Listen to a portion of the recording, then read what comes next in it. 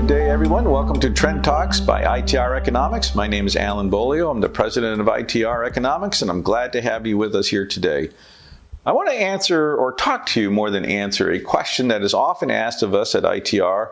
How high must the national debt go before it becomes problematic? How high can it go before it becomes a crushing load? Well, the first part of that question demands that we at least acknowledge the other point of view. There are people out there, mostly academics and politicians, who say it doesn't matter. Modern monetary theory is stating that you can have as much debt as you want. It doesn't matter as long as your rate of growth is greater than the interest rate, and that you can just borrow your way into the future. We here at ITR Economics think that is complete and utter hogwash, that at some point in time things shift and interest rates will exceed the rate of growth. Interest payments become a much larger part of the federal budget, and that takes money away from other needed areas in the domestic economy called the United States.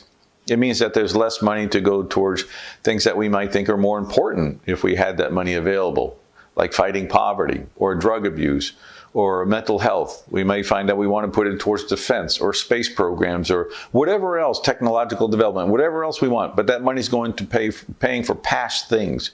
Much like a family that has expanded its standard of living based upon credit cards. Sooner or later, we all know that bill becomes due because there's a change in earnings potential or in interest rates. And I suspect that's what we're going to be looking at, much to the dismay of many people. Now, there's another group of people that thinks that world comes crashing down around us tomorrow. We don't think so. My brother and I wrote a book about that. It's called Prosperity in the Age of Decline, first published in 2014. We're writing our fourth book now, and this will be revised in that book. The yet-to-be-named entitled book, I might add. But nevertheless, we have an update coming. But that update shows that we can get away with this debt situation in the United States for quite some time, because of inflation that is coming, and inflation masks a lot of the pain. It makes people feel good about the future. It provides easier dollars for the federal government to use to make these interest payments. So while it masks the problem, it doesn't take away the problem, and it ignores the reality that inflation and the resulting higher interest rates must be curbed in the future. And the way that they have been curbed in the past is the way that they will be curbed in the future, and that is often, and this is the painful reality of the early 1980s under Chairman Paul Volcker, often by raising interest rates to the point where it chokes off inflation, but also chokes off economic growth and begins a downturn, which is necessary to correct the problem. All right, so how high must interest rates go? How long can they go? Well, my answer to you is, how long is a piece of string? No simple answer. I'm not going to give you a number. We're just going to talk about some of the things that are going on, and then we'll talk about it in context of how we'll know we're getting near the top and what are the factors involved. Right now, today, the point of this recording, our national debt reached $22 trillion. And we're at $22 trillion. That's about 108% of GDP. That's high, obviously very high. It was a little higher at the end of World War II. But World War II ended, and the massive government spending slowed right down, and we were able to right the ship.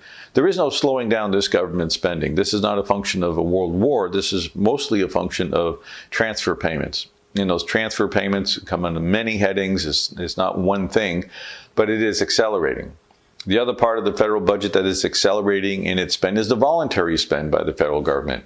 The non-mandatory items, think defense and think NASA, things like that. And the third component are interest payments, and interest payments are accelerating.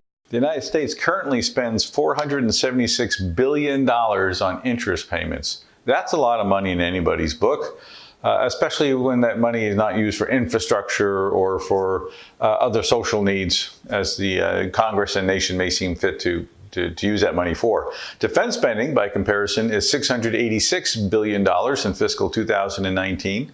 And the Congressional Budget Office is estimating that by 2023, we will spend as much on interest as we do on defense. That's a much larger section of the federal budget that it has to go towards interest payments. And as all that money's coming out, that means it needs to be replaced with either more borrowing or with taxes. And if we're going to increase taxes, that does have an impact on the economy, especially depending on who you tax. And it has an impact on capital formation and on new business and innovation. And if we're going to do it through more borrowing, it just exacerbates the problem. So we're looking at right now at debt that we can manage, that we can handle. It seems to be a relatively small part of people's mindset because we like the free ride.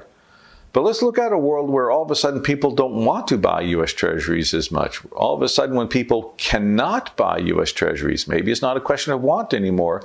Their own economies have hit the skids. Their own economies are such that they don't have this massive amount of national wealth to be putting into the U.S.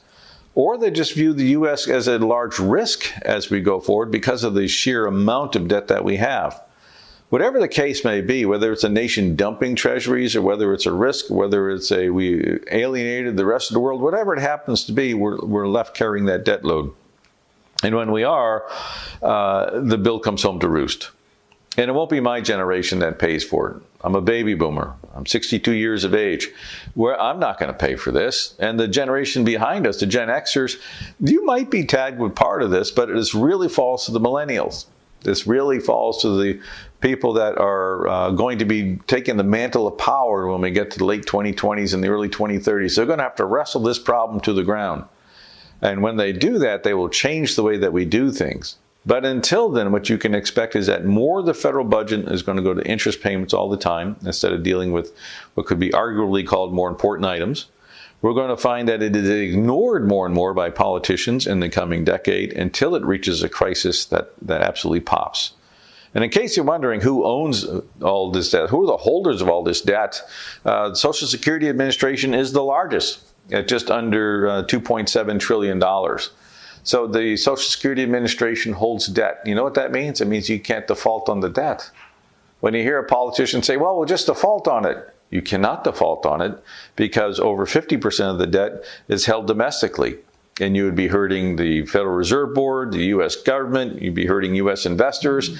And as we did all that, we'd also be telling the rest of the world, and don't ever lend us a dollar again. So we're stuck with this debt.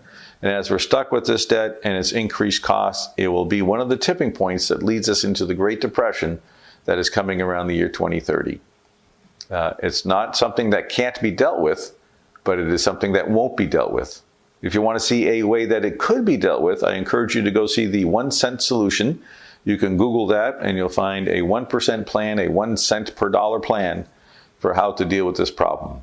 There are some co-signers in the U.S. Congress to this plan, and that's a good thing. My own personal projection is it's DOA. It won't ever go anywhere until it's too late. And while we see this iceberg off in the distance, we certainly won't turn the ship nearly fast enough to keep it from ripping at the hull. I know that's not encouraging, but that's reality, and that answers the question, what does this national debt do to us? It sinks us eventually. At least it's a large contributing factor. Thank you. I hope you have a good day.